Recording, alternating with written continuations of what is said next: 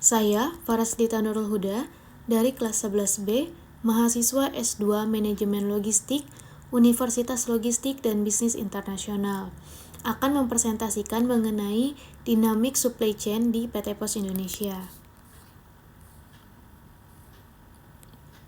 PT Pos Indonesia sebagai salah satu perusahaan logistik dan kurir di Indonesia telah mengembangkan berbagai inisiatif untuk menghadapi tantangan dalam dunia bisnis yang cepat berubah. Salah satunya melalui penerapan dynamic supply chain atau rantai pasokan yang dinamis. Konsep ini merujuk pada kemampuan sistem untuk beradaptasi dengan cepat terhadap perubahan permintaan pasar, kendala operasional, dan kondisi eksternal yang tidak terduga, bisa seperti cuaca buruk, perubahan kebijakan pemerintah, atau lonjakan volume pengiriman pada saat musim liburan. Komponen dynamic supply chain di PT Pos Indonesia terdiri dari berbagai elemen yang saling mendukung untuk menciptakan sistem logistik yang fleksibel, responsif, dan efisien. Nah, berikut ada beberapa komponen utama dari dynamic supply chain yang kemungkinan ada di PT Pos Indonesia. Yang pertama, itu ada teknologi dan sistem informasi. Ada platform digital dan aplikasi pelacakan, sama ada big data analitik. Untuk platform digital dan aplikasi pelacakan, PT Pos Indonesia memanfaatkan platform digital untuk mengelola pengiriman dan memungkinkan pelanggan melacak status barang secara real time. Hal ini termasuk aplikasi pelacakan berbasis web atau mobile yang membantu pelanggan dan manajer logistik untuk mengetahui posisi dan estimasi waktu kedatangan barang. Yang kedua itu ada big data dan analitik. Data besar digunakan untuk menganalisis pola permintaan, memprediksi lonjakan volume pengiriman, dan mengoptimalkan rute distribusi. Ini untuk membantu perusahaan dalam mengambil keputusan yang lebih tepat dan cepat. Yang kedua ada manajemen persediaan dan gudang. Yang pertama di sini dijelaskan ada warehouse management system, di mana sistem ini digunakan untuk mengelola persediaan dan mengoptimalkan alur barang di gudang ataupun di pusat distribusi. Warehouse management system ini memantau jumlah barang yang tersedia dan memastikan barang dapat dipindah atau didistribusikan dengan efisien. Yang selanjutnya di sini ada strategi persediaan dinamis, di mana sistem ini dapat menyesuaikan stok berdasarkan permintaan yang berubah-ubah. Gitu. Selanjutnya ada cross docking. Hal ini untuk mengurangi waktu penyimpanan barang dan mempercepat proses distribusi di PT Pos Indonesia. Yang ketiga, di sini ada jaringan distribusi dan transportasi. Ada transportasi fleksibel, di mana penggunaan berbagai mode transportasi seperti darat, udara, dan laut, yang dapat disesuaikan dengan kebutuhan dan kondisi geografis Indonesia yang luas. Selanjutnya di sini ada pemilihan rute dinamis. Pengelolaan rute distribusi yang dapat berubah sesuai dengan kondisi lalu lintas, cuaca, atau permintaan yang mendesak. Hal ini untuk merencanakan dan mengoptimalkan rute pengiriman secara dinamis. Selanjutnya ini yang keempat ada manajemen permintaan dan forecasting. Yang pertama di sini dijelaskan tentang permintaan dinamis, di mana PT Pos menggunakan sistem yang dapat memprediksi dan menyesuaikan kapasitas berdasarkan pola permintaan yang terus berubah, seperti lonjakan pengiriman pada hari-hari libur atau musim tertentu. Ini memungkinkan perusahaan untuk menyesuaikan operasional dengan lebih baik. Selanjutnya di sini ada forecasting, menggunakan teknologi dan algoritma untuk memperkirakan permintaan berdasarkan data, tren pasar, atau faktor eksternal lainnya. Yang kelima di sini ada kolaborasi dan kemitraan. Kemitraan dengan pihak yang ketiga gitu. PT Pos Indonesia bekerja sama dengan penyedia layanan logistik, untuk memperluas jangkauan dan kapasitas pengiriman, serta menangani lonjakan volume pengiriman. Kolaborasi ini dapat mencakup pengelolaan gudang atau pengiriman internasional. Selanjutnya di sini ada kerjasama dengan mitra pengirim lokal. Di daerah-daerah tertentu mungkin bekerja sama dengan mitra lokal untuk mempercepat pengantaran barang, terutama di daerah terpencil atau wilayah yang sulit dijangkau. Di sini yang keenam ada layanan pelanggan dan feedback. Yang pertama itu ada pelayanan proaktif, di mana layanan pelanggan yang responsif dan adaptif untuk menangani keluhan atau permintaan khusus dari pelanggan, baik dalam hal pengiriman yang cepat atau permintaan khusus lainnya.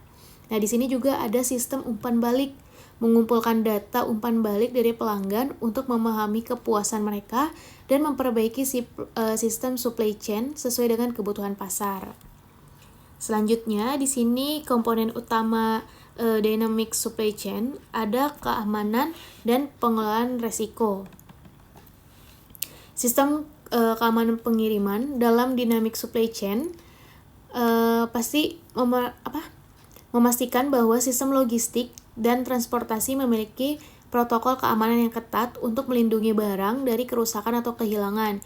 Ini bisa mencakup pengamanan digital seperti enskripsi data untuk pelacakan atau pengamanan fisik pada titik distribusi. Ada juga manajemen risiko, di mana sistem untuk mengidentifikasikan dan mengelola risiko dalam rantai pasokan, seperti gangguan dari bencana alam, masalah di jalur distribusi, atau perubahan kebijakan pemerintah. Selanjutnya, komponennya ada pemantauan kinerja dan optimasi. Di sini ada Key Performance Indicator, menggunakan indikator kinerja utama untuk memantau efisiensi operasional, seperti waktu pengiriman, biaya logistik, dan tingkat kepuasan pelanggan. Dengan pemantauan ini, perusahaan dapat terus mengidentifikasikan area yang perlu diperbaiki. Selanjutnya di sini ada continue improvement. Sistem pengelolaan supply chain yang dinamis memungkinkan PT Pos Indonesia untuk terus-menerus melakukan perbaikan berkelanjutan pada setiap bagian dari rantai pasokan, baik itu dalam proses, teknologi, ataupun kapasitas manusia. Jadi di sini, komponen-komponen dari dynamic supply chain di PT Pos Indonesia saling terintegrasi untuk menciptakan sistem yang efisien, fleksibel, dan responsif terhadap perubahan permintaan dan kondisi pasar. Dengan teknologi canggih, pengelolaan logistik yang terorganisir, serta kolaborasi yang baik dengan mitra dan pihak ketiga, PT Pos Indonesia dapat menyediakan layanan pengiriman yang cepat, aman, dan tepat waktu kepada pelanggan di seluruh Indonesia. Selanjutnya, di sini saya akan menjelaskan tentang proses dynamic supply chain yang ada di PT Pos Indonesia, yang melibatkan aliran barang dari suplai, pabrik, distributor, hingga ke pelanggan, berfokus untuk efisiensi dan responsif terhadap dinamika pasar dan permintaan. Yang pertama di sini ada proses dari supplier ke pabrik atau gudang di PT Pos Indonesia. Yang pertama di sini ada pemilihan pengadaan barang dari supplier. Yang pertama, identifikasi kebutuhan. Di sini perusahaan mendapatkan barang-barang yang diperlukan dalam operasionalnya, seperti misalkan barang kiriman, bahan kemasan, atau peralatan distribusi. Pemilihan supplier didasarkan pada kualitas, harga, dan kemampuan untuk memenuhi permintaan yang dapat berubah secara dinamis. Selanjutnya di sini ada pengadaan dinamis, di mana berdasarkan permintaan pasar yang dapat diprediksi melalui analisis data atau forecasting. Di sini perusahaan mengatur jadwal pemesanan barang dari supplier. Di sini selanjutnya ada pengiriman ke pabrik atau gudang. Ada pengiriman barang. Supplier mengirimkan barang ke gudang atau pusat distribusi di PT Pos Indonesia menggunakan berbagai metode transportasi, baik darat, udara, ataupun laut. Pengiriman dilakukan secara terjadwal namun fleksibel berdasarkan kebutuhan. Selanjutnya di sini ada penerimaan dan pemeriksaan barang. Setelah barang tiba di gudang atau fasilitas pabrik, barang diperiksa untuk memastikan kualitas dan kuantitas sesuai pesanan gitu. Hal ini bisa berdasarkan dari quality control yang diterapkan di perusahaan. Selanjutnya di sini ada proses dari pabrik ke distributor PT Pos Indonesia. Yang pertama di sini ada penyimpanan di gudang atau manajemen persediaan. Ada warehouse management sistemnya dan persediaan dinamis.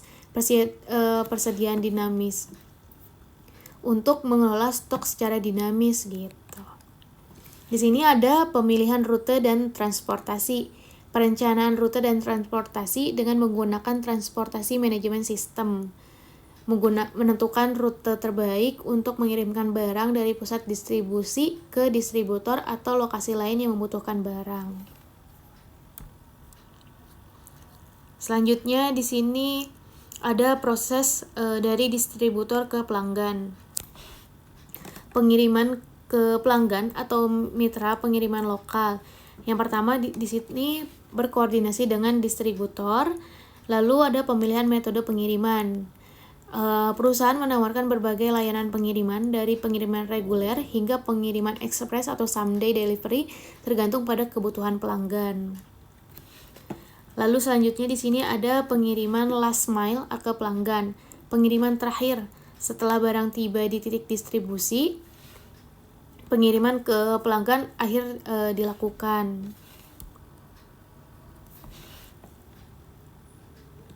Serta di sini juga sebenarnya ada pelacakan dan konfirmasi pengiriman.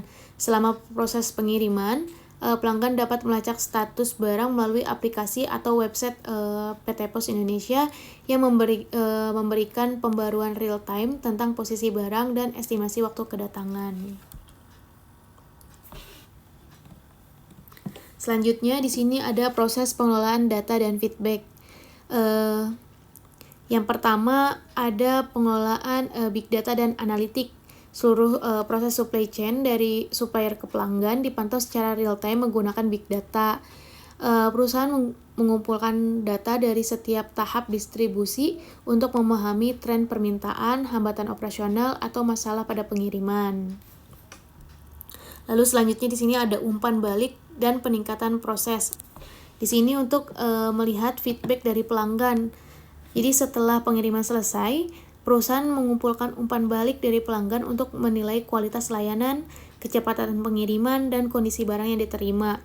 Hal ini untuk menjadi bahan peningkatan pelayanan dalam perusahaan. Selanjutnya ada optimalisasi supply chain.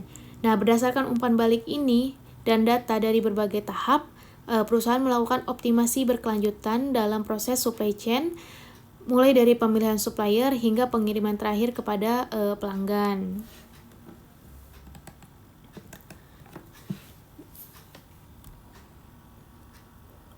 Jadi, proses dinamik supply chain di PT Pos Indonesia melibatkan alur barang yang fleksibel, responsif, yang dimulai dari pemilihan dan pengadaan barang dari supplier, pengelolaan barang di gudang atau pabrik, distribusi ke distributor, hingga pengiriman kepada pelanggan akhir.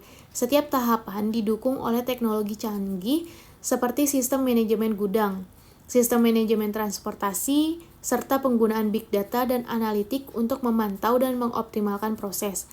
Dengan demikian, PT Pos Indonesia mampu menyediakan layanan pengiriman yang cepat, efisien, dan dapat disesuaikan dengan dinamika permintaan pasar.